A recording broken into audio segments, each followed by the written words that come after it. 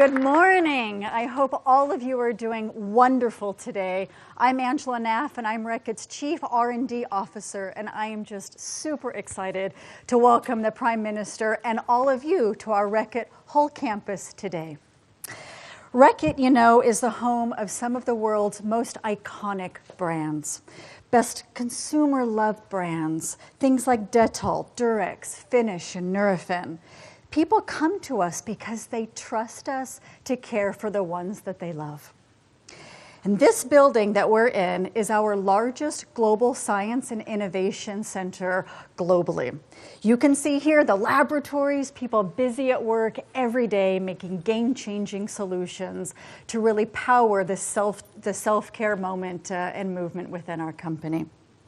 These products give consumers the power to support their own health, reducing the burden on healthcare systems around the world. In fact, according to an Oxford economics analysis, Reckitt supported savings of over £307 million for the NHS in 2023. Pretty impressive. I thought you might like that. So I'm sure it's a great place for us to start our conversation here today. But I also have to say this site is actually where it all began for Reckitt & Sons. So it was back in 1840. We had an opportunity to go to the Heritage Center and spend a few moments. But just think of the legacy, the heritage, all that we've created here, but we're not done.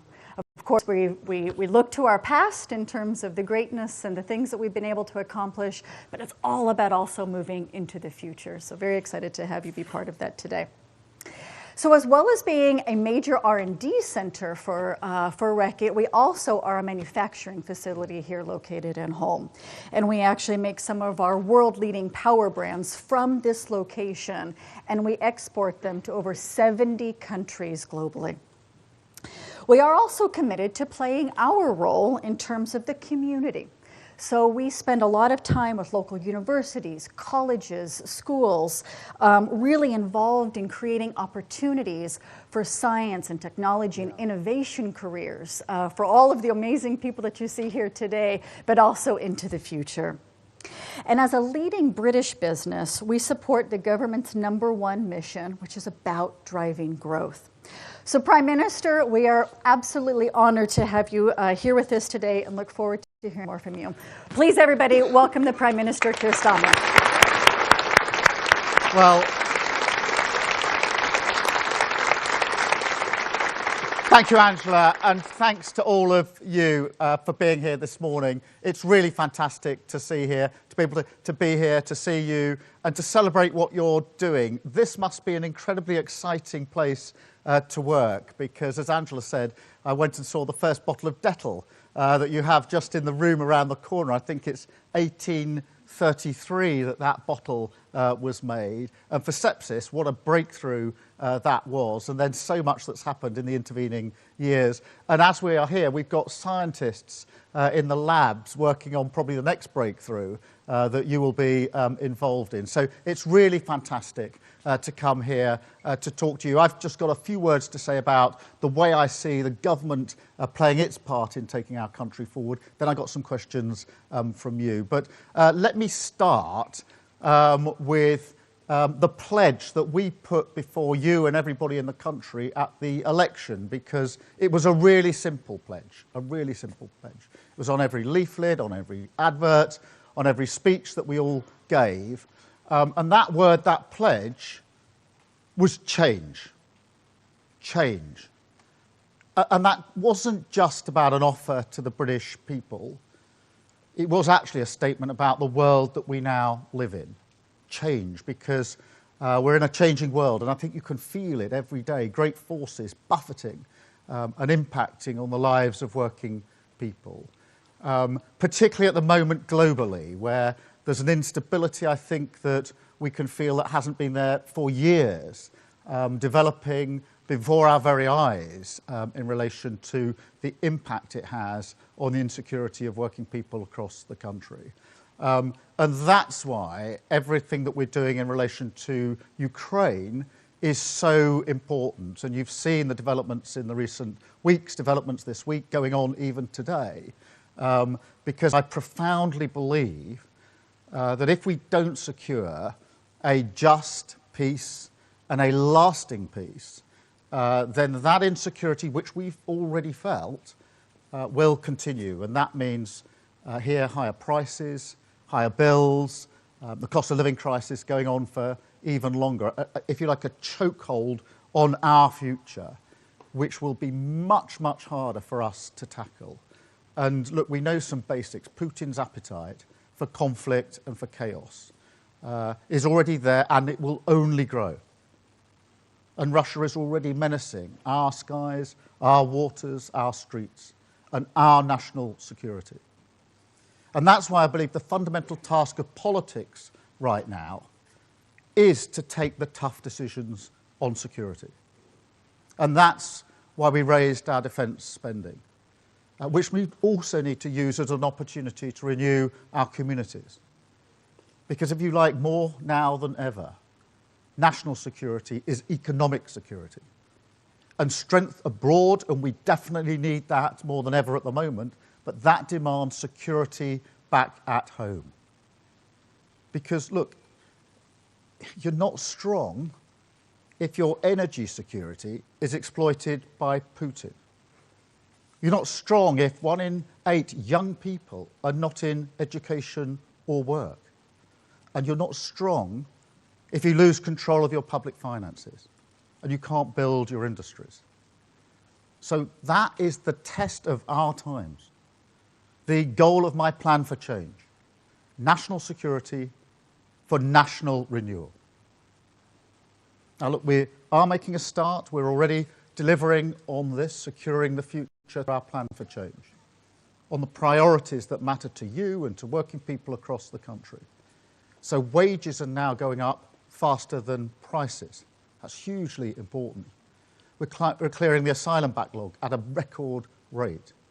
And NHS waiting lists are coming down. Now, when we started preparing for today, I was going to say waiting lists have been coming down for 4 months.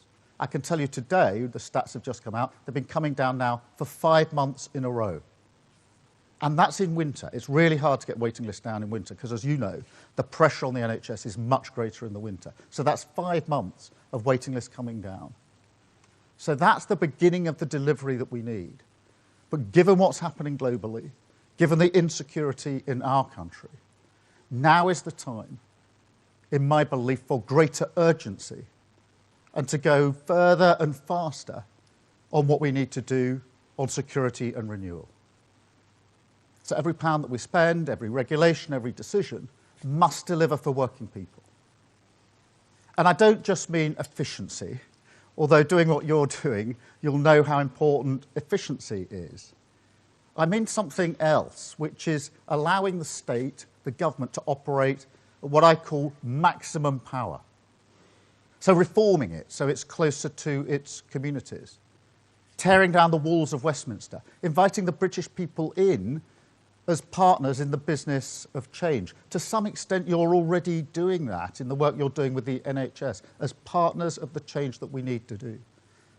Having national missions that galvanise the entire country behind them. Businesses, unions, charities, pulling together. The pride that we all have in our country, harnessed to rebuild Britain. Now, I believe in the power of government. I've always believed in the power of government. And I've seen it at its best.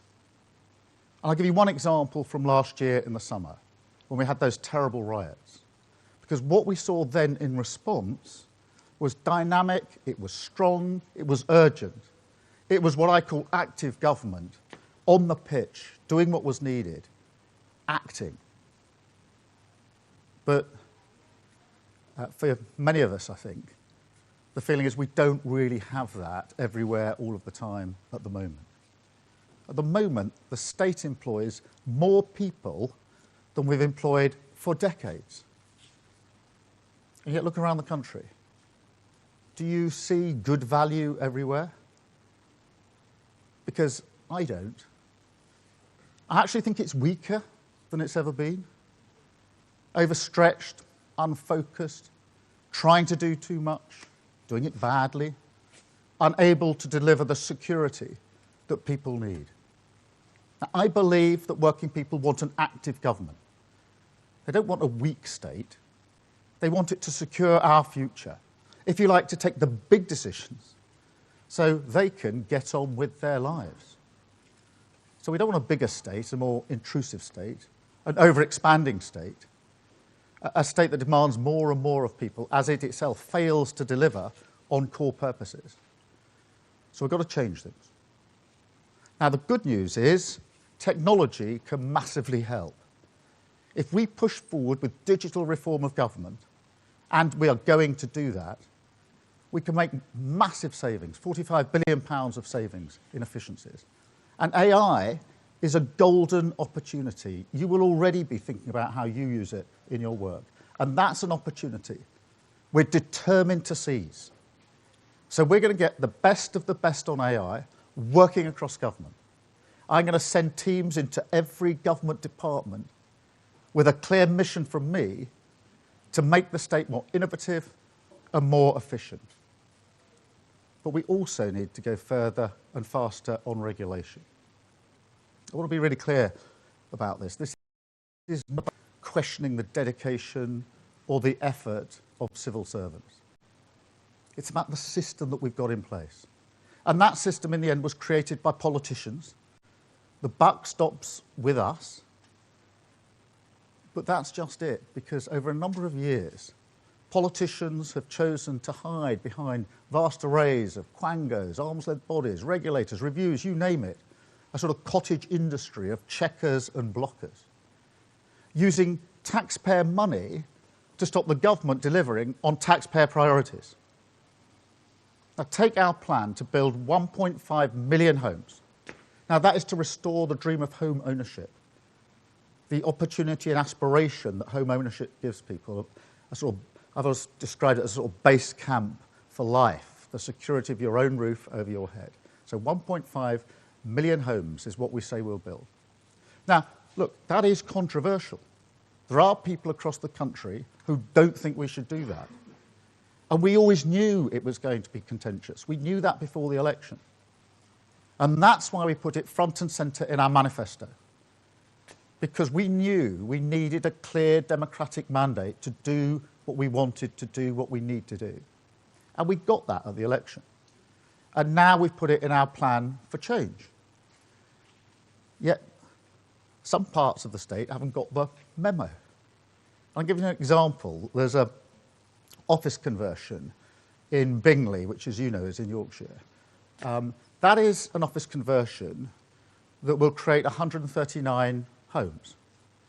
But now the future of that is uncertain because the regulator was not properly consulted on the power of cricket balls. That's 139 homes. Now just think of the people, the families, the individuals who want those homes, to buy those homes, to make their life, and now they're held up. Why? You'll decide whether this is a good reason. Because, and I'm going to quote, this is the reason, because the ball strike assessment doesn't appear to have been undertaken by a specialist qualified consultant. So that's what's holding up these 139 homes.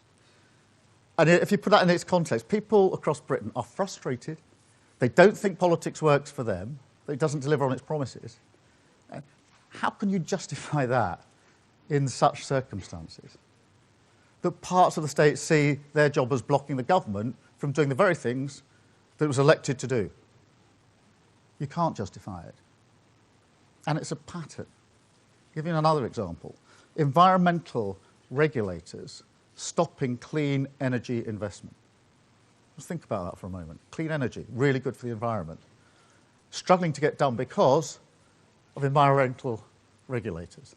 It doesn't make sense. Jumping spiders, stopping an entire new town. I've not made that example up. That's where we've got to. Infrastructure projects requiring planning documents that are literally longer than the entire works of Shakespeare. We've created a watchdog state, completely out of whack with the priorities of the British people. And it's unfit for the volatile and insecure world that we live in. Now, I don't think for 1 second that's what public servants want to do. You walk around Whitehall, I know we're recruiting some of the best talent in the country. People who join the civil service because they want to serve their country by delivering change. Yet somehow we take that energy, that pride, that patriotism, and we misdirect it into blocking. Well, that's got to end. No more. We were elected to take on the blockers and to deliver change, and that is what we'll do. So we're going to stop the cynical legal challenges that stop building, cut statutory consultees who can veto government activity, hack back the thicket of red tape that stops us getting things done. And look, there's no need to compromise on important things like building standards. And there's no good reason that building and nature have to be pitted against each other on every single site. We can have the best of both. Less regulation, more building, and a massive scale up in nature with a new nature restoration fund. And if you think this is hard enough for the government and the state, and it is, and we're frustrated, and we're going to change it, imagine what it feels like for small businesses. Now, I speak to small businesses a lot, and I spoke to a brewer. She's called Alison from Carlisle, brews beer. She tells me it's proper beer. I'm going to take her up on that and test it. But I'm really struck talking to her how difficult we make it for people like her, enterprising people, to just get on with the job. Trading standards advice, which changes constantly. Long forms on business rates. Not able to get clear advice when they're trying to help. The example she gave was a boiler grant. And nobody could advise whether their business was eligible for it or not. Turns out it wasn't. But she only found that out after hours and hours and hours of going around the roundabouts, filling in paperwork. That's precious time if you run a business, and precious money. Wasted. So that's got to stop. And that's why today I'm issuing a new target for our government. We will make sure compliance costs for businesses are cut by a quarter. Yeah, that's 25% compliance costs that are going to go, and they will. That's less red tape, more delivery, renewing our country with growth. And look, some people are going to say to me, good luck. We've heard all this before, and we've heard some of that already this week. And to some extent, they're right, because the Tories did talk tough and failed to deliver. But that raises the question, why is this time different? What was that all about? First, as ever, you can't discount the chaos that we had under the last government. Then there's the ideology. They never really believed in getting Britain building. Didn't believe in the power of government, which I do. Quite happy to be enfeebled by regulation. But I think there's something deeper about Westminster politics here, which is really important for us to understand, which is there's a knee-jerk response to difficult questions, to difficult lobbies. And the response goes like this: let's create an agency, start a consultation, make it statutory, have a review, until slowly, almost by stealth, democratic accountability is swept under a regulatory carpet. Politicians almost not trusting themselves, outsourcing everything to different bodies because things have happened along the way, to a point where you can't get things done. And I accept that all parties have done a bit of this, including the Labour Party.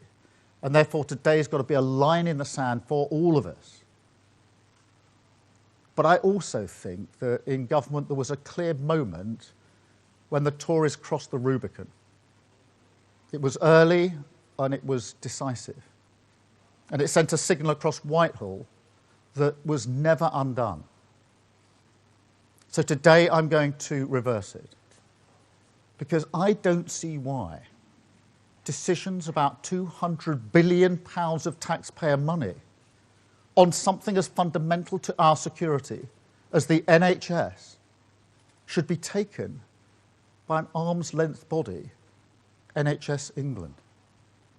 And I can't, in all honesty, explain to the British people why they should spend their money on 2 layers of bureaucracy.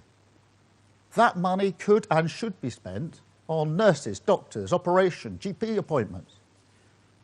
So today I can announce we're going to cut bureaucracy across the state, focus government on the priorities of working people, shift money to the front line. So I'm bringing management of the NHS back into democratic control by abolishing the arm's-length body NHS England. That will put the NHS back at the heart of government where it belongs, freeing it to focus on patients, less bureaucracy, with more money for nurses, an NHS refocused on cutting waiting times at your hospital. Now, tough choices won't just stop there. In this era, they will keep on coming. Our task is clear: national security, national renewal, driving change forward with a plan for change, focused on the interests of working people, securing our future together. Very much indeed for listening to me. Thank you for being here.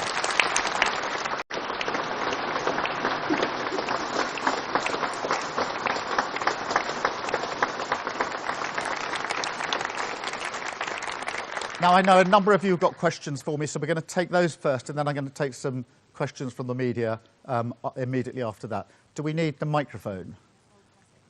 So who's got a question? Let's go here first. Good morning, Prime Minister. Morning. I currently suffer from 4-stage cancer, and I'm being looked after by the amazing nurses and doctors in the NHS who do Stage 4, did you say? Stage 4 cancer, yeah. So I see every day how... I mean, I'm sure I speak on behalf of everybody here. I'm really sorry to hear that. Thank you very much. That means a lot. But so I see every day just how stretched the nurses and doctors are in the hospital environment. And I also see a lot of patients that are waiting far too long for life-changing or even life-saving treatment. So you've talked a lot today about the bureaucracy and removing NHS England, but how in real terms will that result in people being seen sooner and more bums on seats, really, of the staff, the nurses and doctors that we need? Well, 2 things. Already we've got a plan in place for reducing the waiting list, which is taking the pressure off the NHS as a whole and making sure people can get seen a lot more quickly. But on the question of NHS England, amongst the reasons we're abolishing it is because of the duplication.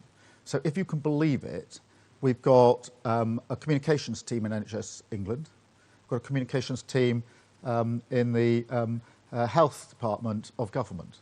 We've got a strategy team in NHS England, a strategy team in the government department. We're duplicating things that could be done once. If we strip that out, which is what we're doing today, that then allows us to free up that money to put it where it needs to be, which is the front line. I believe those on the front line do a fantastic job, and we should always thank them for what they're doing. I also think they're brilliant problem solvers, by the way. If you ask people on the front line, this will be the same in your business as well, what needs to change and how can it be better? It's people on the front line that always know, because they're confronted with the problems every day. So we want to make sure that power is pushed to them and away from the bureaucracy, which often holds them up, which is why we're taking the decision we've taken today. There are many other decisions that need to be taken. I think technology and AI can play a brilliant part in the NHS. There's AI with a stethoscope, you may have seen this, for people who are over the age of about 50 or 60, can detect anyone who's going to have a heart problem and get in early before they have that problem with their heart, which is obviously much better for them and much better for the health service as well. So there are things that we can do, but we've got to be active and get on with it. There's almost there's a parallel in a way with what's going on internationally here, because I feel that internationally we're moving at the pace of the slowest when it comes to the response to Russia and Ukraine. We need to go at the pace of the fastest. Same in government now. We need to do the same thing. So thank you for your question. Thank you for being here. It's really hard to, for us to understand what must be going on in your mind with your family. But the fact you're here is brilliant. It means a lot to me. Thank you for that, and good luck in everything. Thank you very much. Thank you so much. Should we go to another one? Yes, please. So thank you, Prime Minister. Good morning. I'm Claire Walker, and I'm based here in Hull, work in the Research and Development Department. Are you in this building? I am in this building. Fantastic. Yeah. It feels like a great place to work. It is. It's an incredible place to work. Yeah. And I'm so lucky. I've been working here for over 20 years for Reckitt with so many amazing scientists and, you know, a lot of the healthcare arena that we talked about earlier. And we continue to invest a lot in our research and in development and in great science, you know, for the future. You've seen our brands on Nurofen, you know. You can see some of it going on here. You can, exactly, you can see it going on there. So we've all got a proud history, the UK, Reckitt, in investing in science and investing in innovation. So how do you see maybe, you know, cutting some of that red tape today, you know, and with your broader plans from the manifesto, how do we boost investment in innovation, you know, by doing what you've described today so that we can continue to innovate? I think there are two or three things there. The first is we've got too much regulation. We've got too many regulators. And that doesn't mean I'm not a believer in lowering standards, by the way. I think it's really important we have high standards. We do in this country, and I'm really proud of that. But we got too much of it, and we got too many inconsistencies. So if you're going to try and do something, you've got 2 or 3 different regulators, and their terms of reference are different. What they're asking for is different. So you can't even find a way through. So that needs to happen. We also need to create a culture where we are happier and more content with innovation. Innovation is risky because you're trying something for the first time. And yet we always come down so heavily when something goes wrong that people are a bit scared to innovate. I can really see this in government. Almost everybody in government, when I say we need to change something, says, yes, I agree with that. But then there's a reluctance to do it, which is a completely human reaction, which is a fear that if it goes wrong on my watch, am I going to be the responsible one? So there's a cultural thing that I think is really important here as well. Can I come to you, Sarah? I saw you had your hand up. So yeah, I've recently changed careers and actually joined the government's digital apprenticeship program. Oh, did you? Yes, about 2 months ago. We've got a lot of work for you. Thank you. So yeah, I just wanted to ask, you mentioned a lot about change and changing the system that civil servants are working in. I want to ask, are digital apprenticeships sort of a part of that? And what sort of message would you have to a civil servant like myself? Yeah, well, let me just explain to everybody else. I want to bring in much more digital working in government, AI, because we're saying to businesses and to communities across the country, you should be doing more in the tech space, digital AI, and we've got to do that in government because AI in particular I think is going to be really transformative. Therefore, we're going to do this in government as well, and that's why we've got these apprenticeships that are going on, bringing in people who are going to be brilliant on AI and tech, and it's really good. How far in are you? 2 months in, fantastic. So we're bringing people in to do this, to transform the way that we do our business. There are so many examples of how this can be done. The Ministry of Justice requires every probation officer to record every conversation they have, for obvious reasons, in their line of business. And up until now, it's been hours, hundreds and hundreds and hundreds of hours, human hours, doing the recording, bringing it all together, making sure it's all in the right shape and order. That can be done so much more quickly using tech and AI. Same with planning applications. There's a huge amount of information out there that just needs to be brought together in one place. We can either use hours and hours of human time, or we can get AI to do it. And I'm going to say something that may sound counterintuitive, but I think AI is going to make us all more human.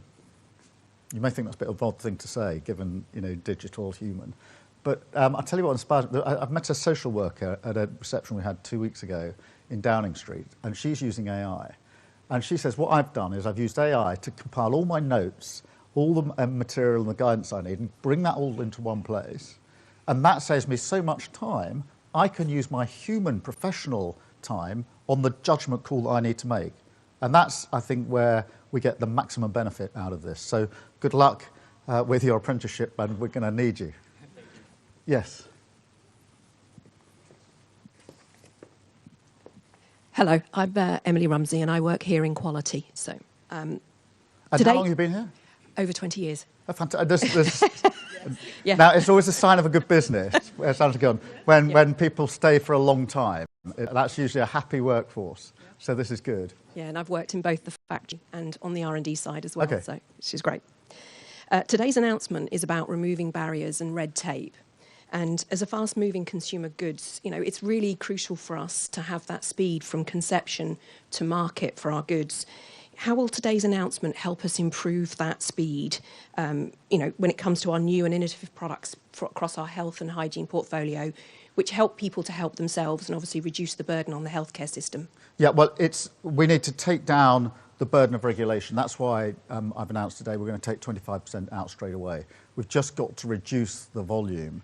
And I've gone for 25% because I'm looking at the outcome here, what is actually going to reduce the burden overall. And we've got to be clear to get a target to get it out.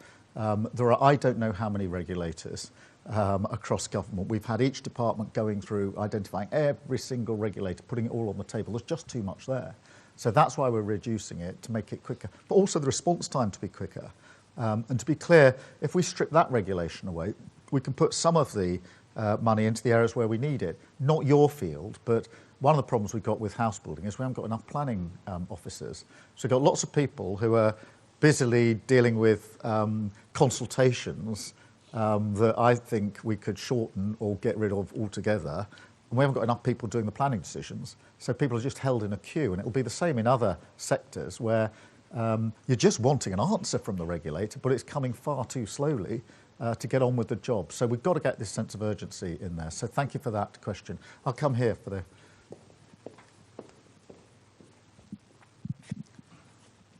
Good morning, Prime Minister. I'm a third-generation housing developer from North East Lincolnshire, and one of our applications is bogged down in bureaucracy. The frustration is we've spent over £100,000 on consultation fees just to get this far. And you were right with the consultations being asked for. We haven't been asked for cricket balls, we've been asked for golf balls. All right, OK. So, can I have that example for my next? But, I mean, and we have, Prime Minister, one of the best planning authorities in the UK, proven, but they still have to jump through all these hoops. I can understand why some of them have to be done for flood risk and safety, I get that. But it's great that you're trying to change the bureaucracy and trying to change the red tape. Does that mean now that new potential homes will now be built? Yes, and they've got to be built much more quickly.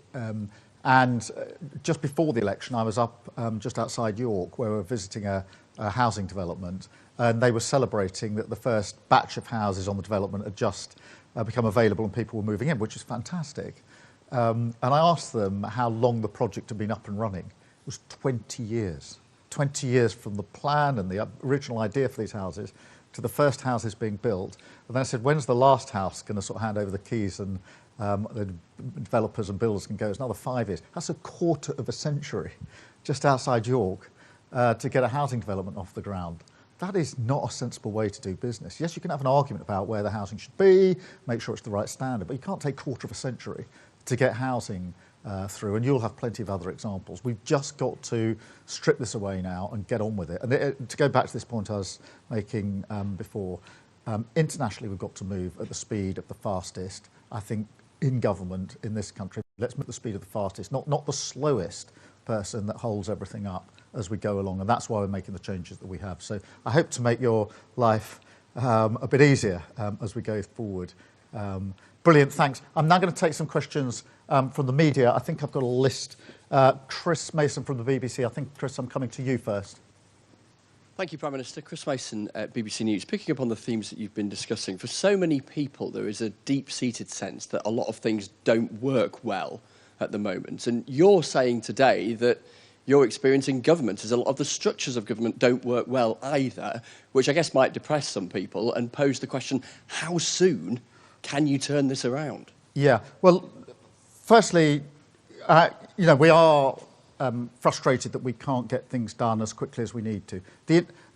I've not known a moment like this where the international instability is having such a direct effect on what happens back at home. I think there's more of a connection between the international, the global, if you like, and the domestic impact. Therefore, we had enough to do, as it were, picking up the economy, the NHS, etc. We've got to double down and do that even more quickly.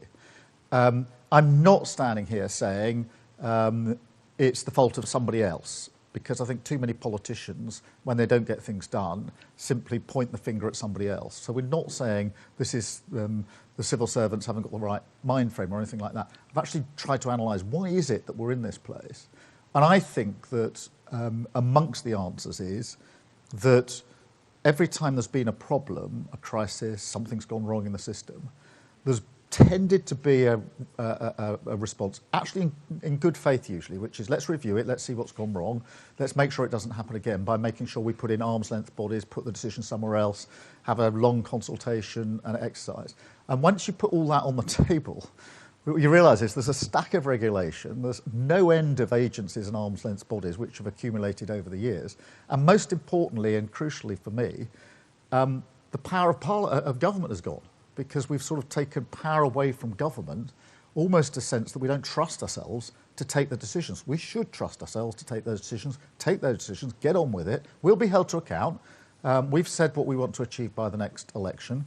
I know I'll be judged against that, and rightly so. Everybody in this room and across the country ought to go into the next election saying he said he would do these things, and has he delivered them? So I should be held to account, but for that to happen, I think we need government to move at pace with a real sense of urgency, and that's why we're taking these measures today. Thank you, Chris. Beth from Sky. Thank you, Prime Minister. You've just announced the abolition of NHS England. There's about 13,000 job cuts there. You've also talked about an ever-expanding state, signalling, I think, thousands of other job cuts across the state. You're about to announce billions of cuts to welfare, so billions in welfare savings. At your manifesto launch, you said to me, and this is a direct quote, there will be no austerity under a Starmer government. If this isn't austerity, what is?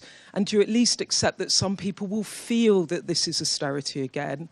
And if I may be cheeky and ask you a second question. I knew you'd do this, Beth. I see Beth and these journalists a lot, and they always do this to me. I say, you've got one question, what's your question? And then it usually starts with Beth, and everybody does it afterwards. There's always a second one. So Beth, really let's keep up that tradition. So I'm going to be a bit cheeky. Look, it's about trade, because at the White House, when you were there with President Trump, he said the UK might be able to avoid tariffs. He seems to have gone back on that. We are being slapped with tariffs. Do you hope to achieve a deal in the next few weeks that will get those tariffs removed? Or is this a president where you can't trust a word he says? Because he said one thing to you and now he's doing something else. Let me take both those questions. Beth, there's no return to austerity. I said that to you before the election, and we're not going to austerity. I ran a public service, the prosecution service, during years of austerity, and I saw what was done in that particular case to our criminal justice system, but it's been done to our public services. And part of the problem we've got with our public services is what was done to them a decade or so ago. So we're not going down that route, and none of our plans are going down that route. When it comes to welfare, there are important principles. We must support those that need support, but equally we must help those who want to get back into work. And at the moment, the system doesn't do that. One of the statistics that I used a moment ago was 1 in 8 young people who are not in work, employment or training. They're just stuck in a world of benefits and support. That is really shocking. I'm not saying nobody needs support, but 1 in 8 young people, they should be here. They should be they should be in the lab, they should be beginning their careers, their life, whatever they're going to do, and 1 in 8, let me just conceptualise that. That's 1 in 8 young people. That's not defensible. So it's got to change. We've got to reform it. And I'm afraid a welfare system that doesn't help people to get into work because it's set up in such a way that even if you take the risk of coming off benefit and into work, and it doesn't work for you, you end up worse off than when you started, so people don't make that journey.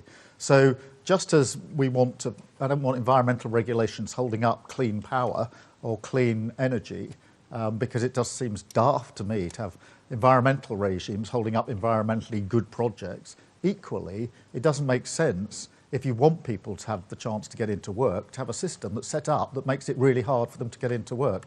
So we need to do the reform. We need to do it in the right way, based on Labour principles. We're the party of work. We're also the party of equality and fairness. But we're not returning to austerity. That's what I said before the election. That's what I say now. On the international question of tariffs, obviously I'm disappointed to see tariffs, global tariffs, in relation to steel and aluminium.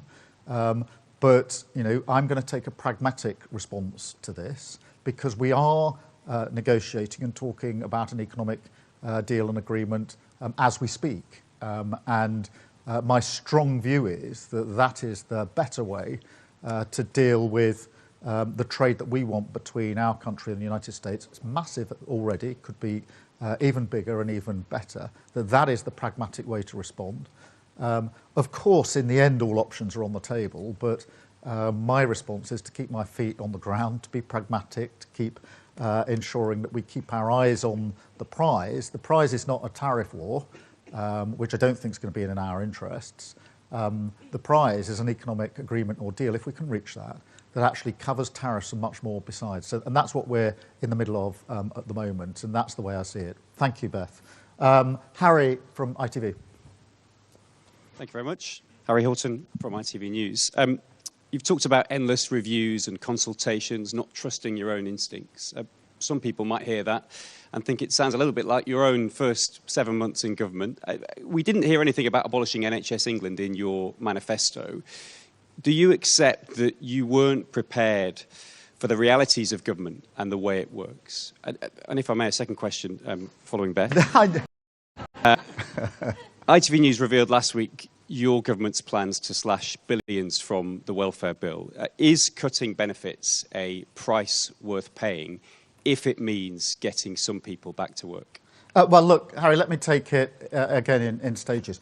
Firstly, we knew before we came into government that things would be bad, because that was obvious, I think, across the country, that our economy was damaged, that our public services weren't working very well. The NHS was completely on its knees. I think this breaks the heart of many people, by the way, because my wife works in the NHS, my mum worked in the NHS, my sister worked in the NHS, many of you will have relatives. The idea of the NHS on its knees was not just a political issue in the election, it was heartbreaking that it was in that place. What we discovered when we came into government was that things were far worse. So the hole in our economy was even bigger than we thought, £22 billion.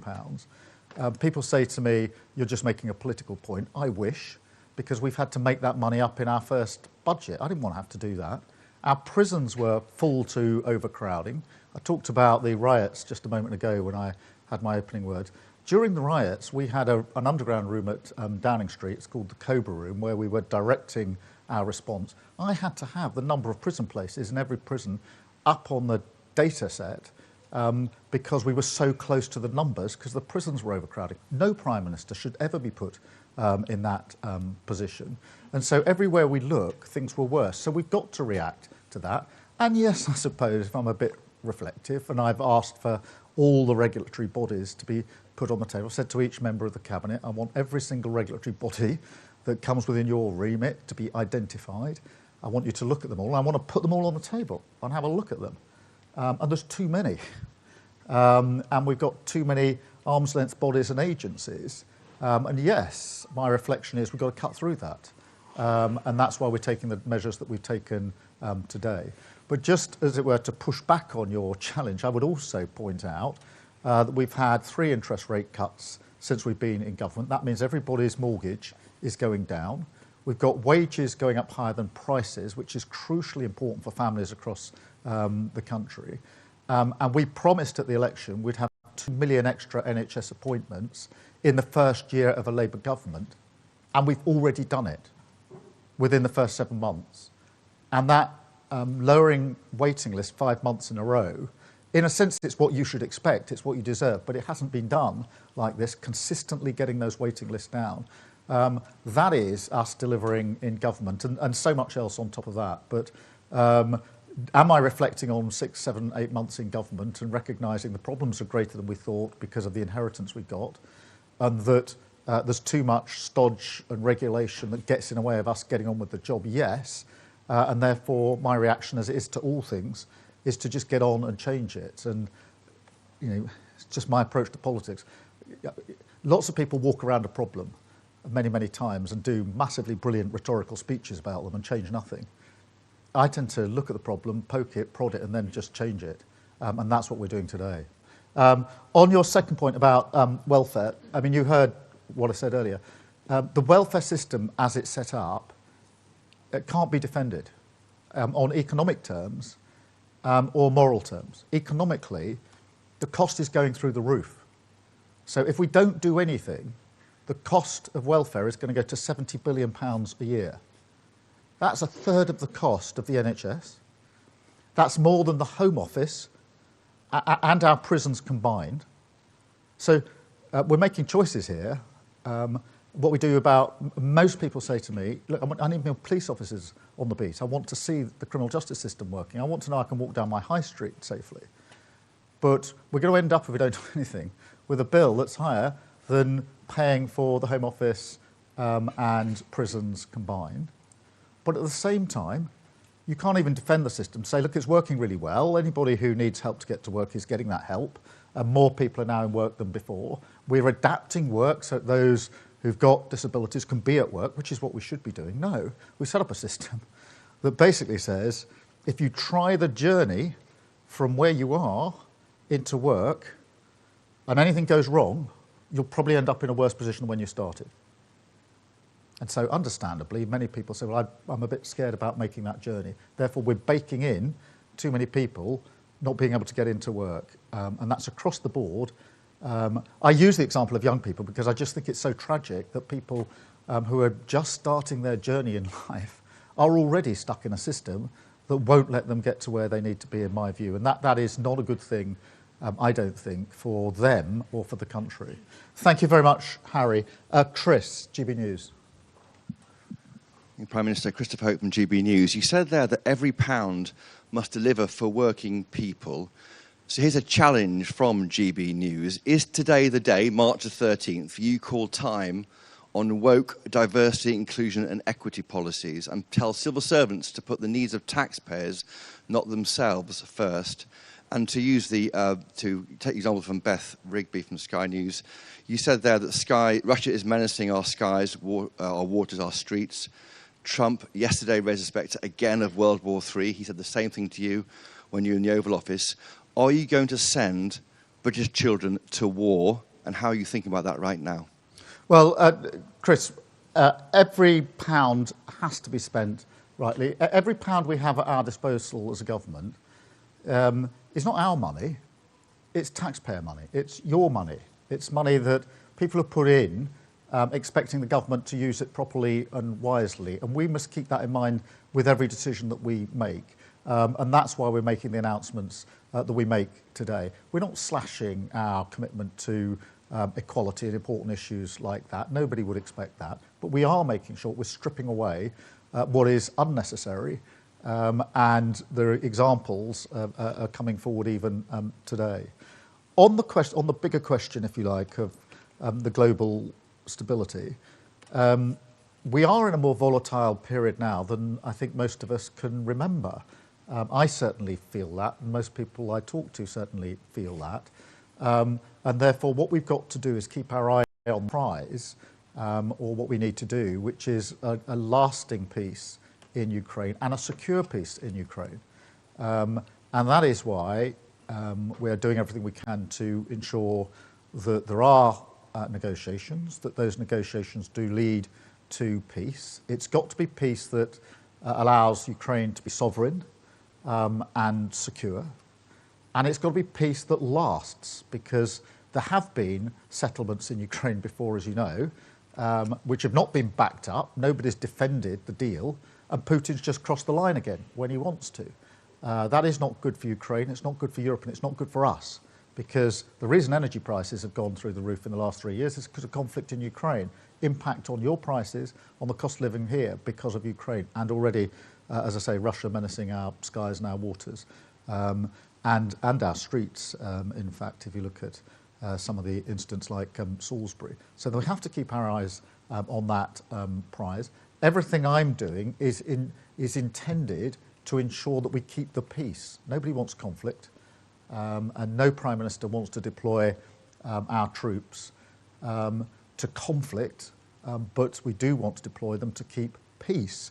We do that in other countries to make sure that we don't have conflict, and that's why I'm working hard with others to make sure that when the question is asked, are the European countries prepared to play their part in making sure that a deal is defended then the answer is yes. Obviously, it has to be done in conjunction with the US. I've been really clear about that, and we'll continue working to that end. I do think that the talks on Tuesday between Ukraine and the US were productive. I was very pleased to see that US intelligence and support went back into Ukraine. It's really important that that happened.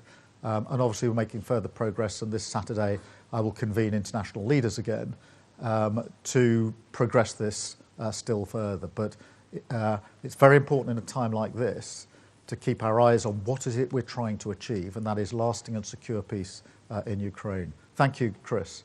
I've got Tim from BBC. I think we're regional as well here, Tim. Tim Iredale, BBC Look North. Prime Minister, welcome to Hull. Back in the 19th century, here in the north of England, we had a group of people who were very popular at the time called the Luddites. Fast forward to the 21st century, how would you describe someone who is reluctant to embrace new ways of working? Also, if I may, you're putting a lot of faith here in modern technology. If modern digital technology is so great, how can two giant ships collide in the North Sea? Well, firstly, let's celebrate being here in Hull. We were here just a few weeks ago for John Prescott's funeral, a great man of the area. And in terms of the Luddites, I think we have to understand, if we're honest, why people are apprehensive about change. And they are. Most people want things to get better. And they recognise they can be better, and actually would put their hands up for change that would make that better. But there is a worry about change. What will it mean for me? What will it mean for my community? What will it mean, will I have to take responsibility for something that might go wrong? So we have to bring people with us on this journey. But what history shows us is that we can't stand still. Every time we've gone through change, it has been massively for the better. Take energy, and we've been through big changes of energy as we've gone through the age of sort of coal to oil and gas, and now on to renewables. They're all big periods of change, but they bring big opportunities with them. This is another moment of opportunity, and we need to bring people with us on that, but we need to seize it, because in the end, if we don't change, we can't deliver for working people across the country. Everybody wants a better NHS. Everybody wants their roads and their railways to work better, understandably. That is a perfectly reasonable demand. People generally want a safe and secure place that they can live, either in reasonable rented accommodation or ideally buying their own home. None of that can happen without change, and therefore this is both necessary and a huge benefit to people. In relation to the collision, firstly I do want to acknowledge those that are responding to it and have responded for the last couple of days, going out and dealing with a very difficult situation just off the coast here. We're obviously monitoring it all of the time. In terms of the cause of it, that's yet to be determined. There's a process now in place, as you probably know, with an arrest. But we have to get to the bottom of it. But the immediate thing is to deal with the problem in front of us, which is the aftermath of the collision. And as I say, I'd just like to acknowledge the good work of those that are actually out there doing really hard work in very difficult circumstances, which they did not expect to be in. I pay tribute to them. Thank you very much. And I got Michael from ITV. Morning, Prime Minister. Michael Billington, ITV Calendar. Following the crash between the Salong and the Stena off the coast on Monday, the leader of Hull City Council has been calling for a Cobra meeting. Today, Sir Ed Davey is saying there should be some sort of summit involving the government here in Yorkshire. Why have those things not happened, and what is the government doing to respond to any potential environmental disaster? And following the theme from my colleagues, NHS England has a large presence here in Yorkshire, in Leeds. What would you say to those people who are now worried they might end up on the scrap heap? And how do you achieve any of this without putting pressure on the welfare bill, which you've already described as indefensible? Yeah, firstly, in relation to response to the collision, we are absolutely monitoring this 24/7, and I've got teams doing that and assuring me of what's going on. At the moment, the situation is reasonably contained, and obviously we will do whatever is necessary, but rest assured this is being dealt with 24/7 by government departments, and I am getting answers through to me because I need to be assured that that is happening, and therefore I myself am plugged in and making sure that we've got what we need. And I'm not closed-minded to whether we need to do something else, but at the moment the most important thing is to ensure that the action that's needed to retrieve and recover the situation is uppermost. I just want that to happen as quickly and as safely as possible. So that's what's uppermost in my mind. Look, in relation to the NHS, we can't, you put to me all of the reasons why nobody ever does anything, because there's always a consequence of a decision. And if the answer to every decision is I'm not going to do it because there can be consequences, you never make any decisions. And then you end in this sort of defensive crouch where nothing gets done. Is it a good idea for the front line of the NHS to get rid of 2 sets of comms teams, 2 sets of strategy teams, 2 sets of policy teams where people are basically doing the same thing? Yes, it is. And it's very difficult for me to look at people who desperately need the NHS, haven't got the treatment that they want at the speed they want through no fault of the front line, say I could do something about it, and I don't think this duplication is very sensible, but I'm not going to do it. That is what's gone wrong in politics, which is an unwillingness to take difficult decisions. And that's why we end up where we are. So we have to take difficult decisions. Obviously, the people in NHS England are hugely qualified, highly skilled, doing a fantastic job. And we will work with them in relation to what comes next. Of course we will, because I believe in dignity and respect at work. I believe in dignity and respect of every single individual. It's one of the most important values that I hold as a politician and before I was a politician. So I'm not abandoning anybody in this, but I can't look people in the eye who say I want a quicker appointment and say I could do something to help you, but I'm not going to do it because you know, I'm somehow fearful of making a difficult decision. I'm not going to do that. I haven't done that in politics. I'm not going to start now. Thank you all very much. Thank you all for being here. Thank you particularly for those that are behind me, because I realise I've been facing this all the way, so I'll come and say hello to you, and thank you for standing all the way through as well. Thank you, and thank you, Angela. It's a fantastic place to be.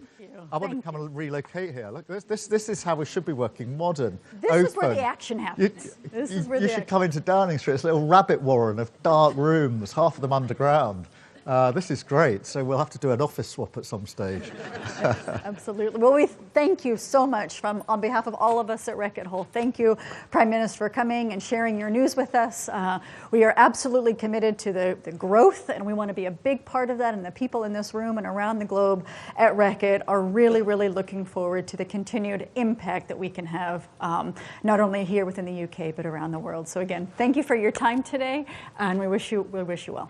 Thank you very much. Thank you all of you.